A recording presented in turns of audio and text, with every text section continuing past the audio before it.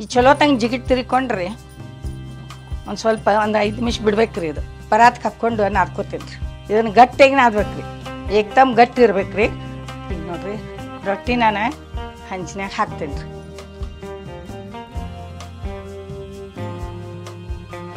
ಹಾಳ್ಸಾಕೊಂಡ್ರಿ ಹಿಂಗೆ ಡುಬುರಿಗತೆ ಆಗ್ಬೇಕ್ರವು ರೊಟ್ಟಿ. ಅಂದ್ರೆ ನೋಡಕ್ಕೂ ಚಂದ್ರಿ, ತಿನ್ನಾಕೂ ರುಚಿ ಬರ್ತೈತ್ರಿ. ನೋಡ್ರಿ ರೊಟ್ಟಿ ಎಷ್ಟು ತೆಳ್ಳಗಾಗೈತೆ ಅನ್ನೋದು ಇದ್ರ ಮೇಲೆ ಗೊತ್ತಾಕತ್ ನೋಡ್ರಿ. ಇಷ್ಟು ತೆಳ್ಳಗ ಹಪ್ಪಳಗತೆ ರೊಟ್ಟಿ ಆಗ್ತೈತ್ರಿ.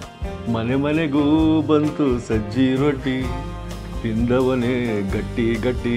ಕಟುಮ್ ಕುಟುಂಬ ಸಜ್ಜಿ ರೊಟ್ಟಿ, ಆಹಾ ಆಹಾ.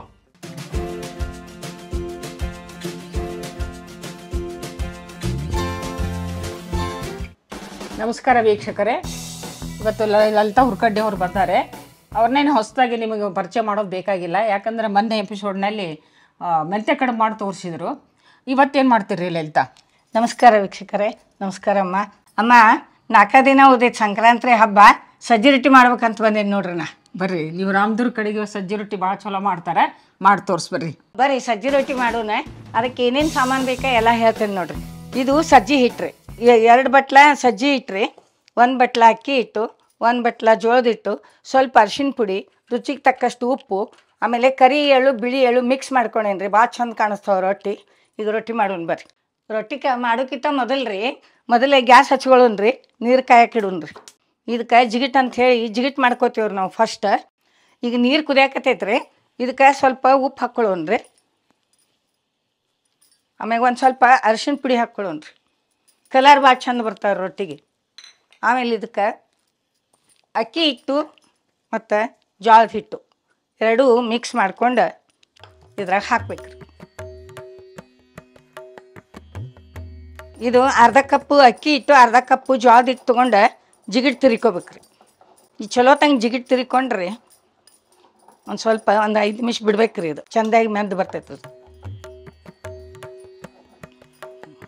ಈಗ ಗ್ಯಾಸ್ ಆಫ್ ಮಾಡಿಬಿಡೋಣ್ರಿ. ಇನ್ನು ಇದನ್ನು ಒಂದು ಸ್ವಲ್ಪ ಆರಿದ ಕೂಡಲೇ ರೀ ಇದನ್ನು ಹಿಟ್ಟು ನಾವು ನಾದ್ಕೋಬೇಕ್ರಿ. ಪರಾತ್ಗೆ ಹಾಕ್ಕೊಂಡು ನಾದ್ಕೋತೀನಿ ರೀ. ಈ ಜಿಗಿಟ ಪರಾತಕ್ಕೆ ಹಾಕ್ಕೊಳ್ಳೋಣ್ರಿ. ಇದು ನಾವು ಭಾಳ ನಾದಂಗಿಲ್ಲ ರೀ, ಅದನ್ನು ಸ್ವಲ್ಪ ನಾದ್ಕೋತೀವಿ ರೀ. ಯಾಕಂದ್ರೆ ಅಳ್ಕಾಯಿಬಿಡ್ತೈತ್ರಿ ಅದು. ಅದಕ್ಕೆ ಸ್ವಲ್ಪ ಜಿಗಿಟ್ ಹಾಕ್ಕೊಂಡ್ರಿ. ಇದಕ್ಕೆ ಇದು ಸಜ್ಜಿ ಹಿಟ್ಟು 2 ಪಾವು ತೊಗೊಂಡೇನಿ ರೀ. ಇದ್ರಾಗ ಸ್ವಲ್ಪ ಇದು ಎಷ್ಟು ಜಿಗಿಟ್ ಹಿಡಿತೈತಲ್ರಿ ಅಷ್ಟ ನಾವು ಒಣ ಹಿಟ್ಟು ಹಾಕಿ ನಾದ್ಬೇಕ್ರಿ. ಭಾಳ ಹಾಕಿ ನೀರದು ಹಾಕಿ ನಾದುವಂಗಿಲ್ಲ ರೀ. ಇದನ್ನು ಗಟ್ಟಿಯಾಗಿ ನಾದ್ಬೇಕ್ರಿ, ಏಕ್ದಮ್ ಗಟ್ಟಿ ಇರ್ಬೇಕ್ರಿ. ಅಂದ್ರೆ ನಮ್ಗೆ ಲಟ್ಸಾಕ ಸರಿ ಆಕತ್ರಿ.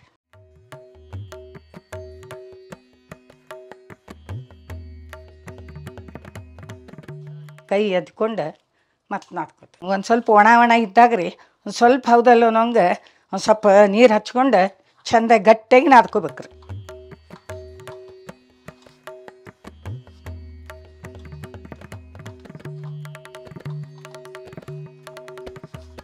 ಹಿಂಗೆ ಗಟ್ಟಿ ಇರ್ಬೇಕು ನೋಡ್ರಿ, ಇಷ್ಟು ಗಟ್ಟಿ ಇರ್ಬೇಕ್ರಿ ಇದು.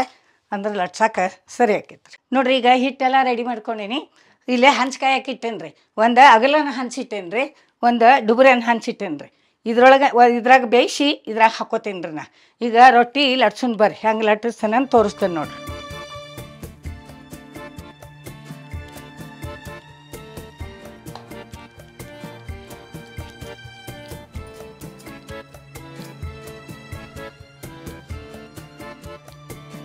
ಇದಕ್ಕೆ ಭಾಳ ದೊಡ್ಡ ಉಳ್ಳಿ ತೊಗೊಳಂಗಿಲ್ಲ ರೀ, ಸಣ್ಣದ ತೊಗೋಬೇಕ್ರಿ.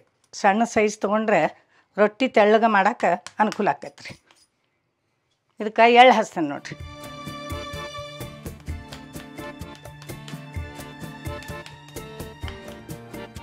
ಈಗ ಇದನ್ನು ಹಿಟ್ಟಿನಾಗ ಹಿಂಗೆ ಹೊಳ್ಳಾಡ್ಸ್ಕೋಬೇಕ್ರಿ. ಇದನ್ನ ನೋಡ್ರಿ ಹಿಂಗೆ ಹಿಟ್ಟು ಹಾಕಿ ಸ್ವಲ್ಪ ಪ್ರಮಾಣ ಹಿಟ್ಟು ಹಾಕಿ ಈಗ ಲಟ್ಟಿಸ್ತೇನೆ.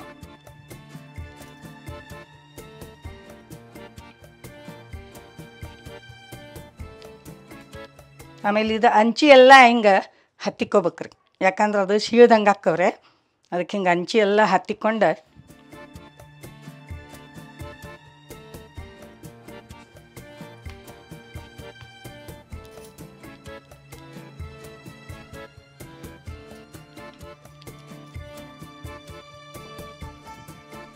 ಇದಕ್ಕೆ ಅಂಚಿ ಬರಬಾರ್ದ್ರಿ. ಅಂಚಿ ಬರ್ಲಾರ್ದಂಗೆ ಅಂಚಿನ ಲಟ್ಟಿಸ್ಬೇಕ್ರಿ.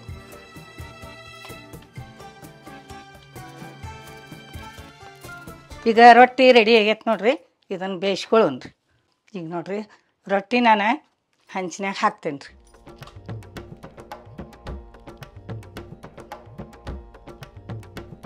ಇದಕ್ಕೆ ಸಣ್ಣ ಉರಿನ ಇರ್ಬೇಕು ರೀ, ಜೋರು ಇಡಬಾರ್ದು ರೀ. ನೀರು ಹಚ್ತೇನೆ ರೀ.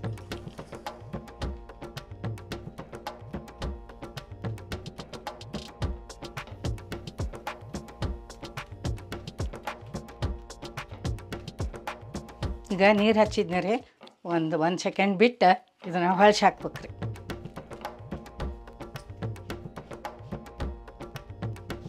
ಹೊಳ್ಸಿ ಹಾಕ್ಕೊಂಡ್ರಿ.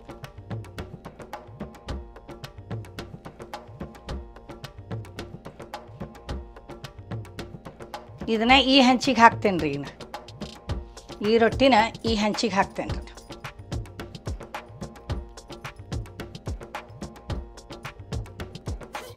ಈಗ ಇನ್ನೊಂದು ರೊಟ್ಟಿ ಮಾಡೋಂತ. ಇದು ಸ್ವಲ್ಪ ಮೆತ್ತಗಾಗಿದ್ರೆ ಮತ್ತಟ್ಟು ಒಣ ಹಿಟ್ಟು ಹಾಕ್ಕೋಬೇಕ್ರಿ.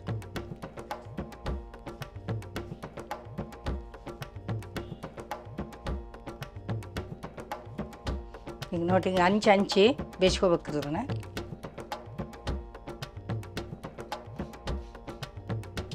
ಹಂಚಿ ಬೇಯಿಸಿ ಹಿಂಗೆ ಹೊಳ್ಳಿ ಹಾಕ್ಬೇಕ್ರಿ.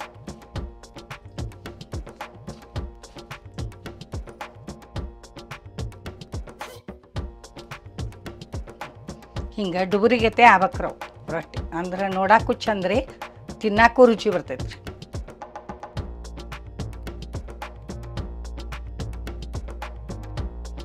ಹಿಂಗೆ ಡುಬುರಿಗತೆ ಆಗ್ಬೇಕ್ರಿ ಅವು ರೊಟ್ಟಿ. ಅಂದ್ರೆ ನೋಡಕ್ಕೂ ಚಂದ ರೀ, ಇದು ತಿನ್ನಕ್ಕೂ ಚಂದ ಅನ್ನಿಸ್ತೈತೆ ರೀ. ಇದು ನೋಡ್ರಿ, ಹಿಂಗೆ ಹಿಡಿದ್ರೆ ಎಷ್ಟು ತೆಳ್ಳಗೈತೆ ಅನ್ನೋದು ನಿಮಗೆ ಗೊತ್ತಾಗ್ತೈತಿ. ನೋಡ್ರಿ ರೊಟ್ಟಿ ಎಷ್ಟು ತೆಳ್ಳಗಾಗೈತೆ ಅನ್ನೋದು ಇದ್ರ ಮೇಲೆ ಗೊತ್ತಾಕತ್ ನೋಡ್ರಿ. ಇಷ್ಟು ತೆಳ್ಳಗ ಹಪ್ಪಳಗತೆ ರೊಟ್ಟಿ ಆಗ್ತೈತಿ.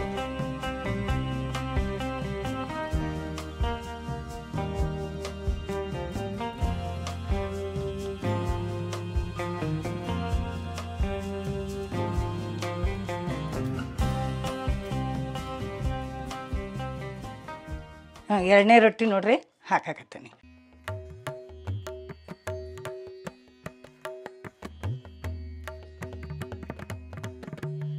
ಎಲ್ಲ ರೊಟ್ಟಿ ತಯಾರು ಮಾಡೇನಿ ರೀ. ಇಷ್ಟು ರೊಟ್ಟಿ ಮಾಡೇನಿ ನೋಡ್ರಿ ನಾ. ಇವು ಒಂದು ಸ್ವಲ್ಪ ಹೊತ್ತು ಬಿಟ್ಟರೆ ಬಿರುಸು ಹಾಕ್ತಾವ್ರಿ. ಕುಟು ಕುಟು ಕುಟು ಅಂತಾವ್ರಿ ರೊಟ್ಟಿ. ಬಿರುಸು ರೊಟ್ಟಿ ರೀ. ಇದಕ್ಕೆ ಕಡ್ಲಿ ಚಟ್ನಿ, ಗುರೋಳ್ ಚಟ್ನಿ, ಅಗಸಿ ಚಟ್ನಿ, ಮೊಸರು, ಆಮೇಲೆ ಎಲ್ಲ ಪಲ್ಯನೂ ತಿನ್ಬೋದು ರೀ.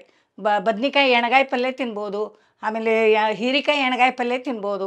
ಎಲ್ಲದ್ರ ಜೋಡಿನೂ ಇದು ಭಾಳ ರುಚಿ ಆಗ್ತಾವೆ ನೋಡ್ರಿ. ಅಮ್ಮ ನೋಡ್ರಿ ರೊಟ್ಟಿ ಮಾಡೇನಿ ನೋಡ್ರಿ, ಸಜ್ಜಿ ರೊಟ್ಟಿ ನೋಡ್ರಿ ಹೆಂಗದಾವು ನೋಡ್ರಿ.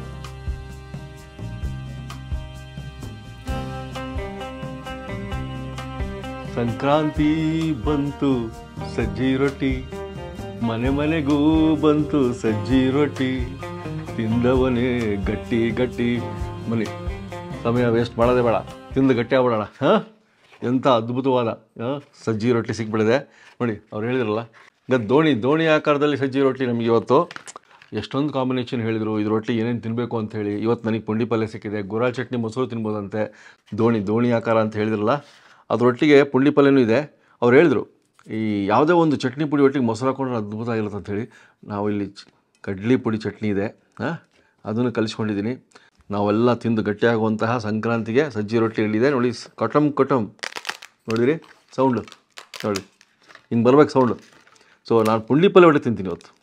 ರಾಮದುರ್ಗದಿಂದ ಬಂದ ಲಲಿತಾ ಹುರ್ಕಡ್ಲಿಯವರು ಅದ್ಭುತವಾದ ಒಂದು ಸಜ್ಜಿ ರೊಟ್ಟಿ ಭಾಳ ಸುಲಭವಾಗಿ ತೋರಿಸ್ಬಿಟ್ರು. ಹಬ್ಬಗಳು ಪ್ರತಿಯೊಬ್ಬರು ಮಾಡ್ಕೋಬೇಕಂತ ಹೇಳಿದ್ರು. ಅದಕ್ಕಾಗಿ ನಾವು ಸಂಕ್ರಾಂತಿಗೋಸ್ಕರ ಇದನ್ನು ಮುಡುಪಾಗಿರ್ತೀವಲ್ಲ ಹಂಗೆ ಇದನ್ನು ಈ ವಿಡಿಯೋ ಕಾದಿರಿಸಿ ನಾವು ರೆಸಿಪಿ ಶೂಟ್ ಮಾಡಿದ್ವಿ. ಸೊ ಇವಾಗ ತಡ ಮಾಡೋದೇ ಬೇಡ.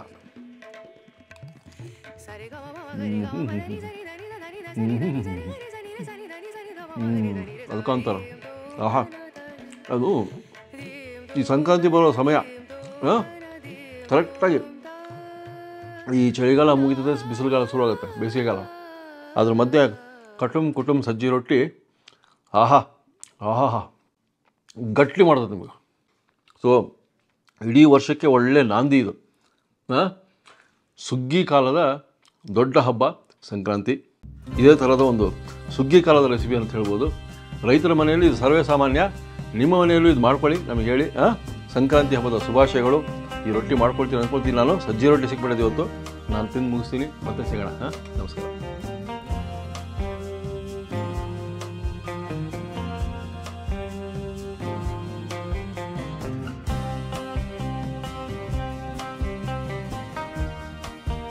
ಇನ್ನೂ ಅನೇಕ ಸ್ವಾದಿಷ್ಟ ರೆಸಿಪಿಗಳಿಗಾಗಿ ಸಬ್ಸ್ಕ್ರೈಬ್ ಮಾಡುವುದನ್ನು ಮರೆಯಬೇಡಿ.